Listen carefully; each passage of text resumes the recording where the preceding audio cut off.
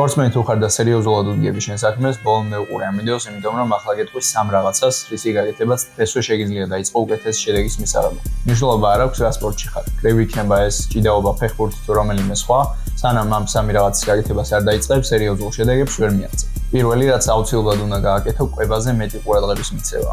სწორი კვება ნებისმიერი ადამიანისთვის მნიშვნელოვანია, მაგრამ სპორტსმენისთვის განსაკუთრებით. შენი საქმიანობა პირდაპირ არის დაკავშირებული შენი სხეულის მაღალ დონეზე მუშაობასთან.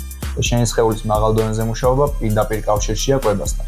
ძალიან ბევრი სპორტსმენი საერთოდ არ აქცევს ამას ყურადღებას და ამიტომაცაა რომ უმეტესობა უმაღლეს დონემდე ვერასდროს ვერ მიაღწევს. მთელი წელი შაურმებს თუ ჭამ, ამას შეჯიბრამდე ორ კვირაში ვერ გამოასწორებ, ამიტომ მეცადე რომ სწორი კვება ყოველთვის პრიორიტეტი იყოს. მეორე არანაკლები მნიშვნელოვანი ფაქტორია ძილი. ძილის დროს ხდება ის ადაპტაციები, რომლისთვისაც ყოველდღე ამდენს ვარჯიშობ. მნიშვნელობა არ აქვს რის გაკეთებას ვცდილობ, სიჩქარის მომატება იქნება ეს, ძალის მომატება თუ კუნთის გაზრდა, ნორმალურ დროზე თუ არ დაიძინე, იმაზე ნაკლები შედეგი გექნება, ვიდრე უნდა გქონდეს.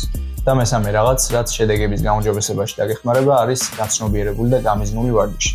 ძალიან ბევრი სპორტსმენი ყოველდღე დადის ვარჯიშზე, მაგრამ მაინც ვერ ხვდება რას რისთვის აკეთებს. ზუსტად ამიტომაა რომ როცა მწვრთნელი არ გიყურებს, ვარჯიშს ნახევრად ფეხებზე იკიდებ. როცა მწვრთნელი რაღაცას დაგავალებს და შენ ვერ მიხვდები რისთვის უნდა გააკეთო ეს, კითხე მიზეზი და დაიმახსოვრე რომ ყოველი გამეორება აისახება საბოლოო შედეგზე.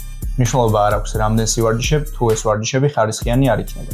გააკეთე ეს სამი რაღაცა და სპორტსმენების 95%-ზე უკეთესი მაინც იქნება.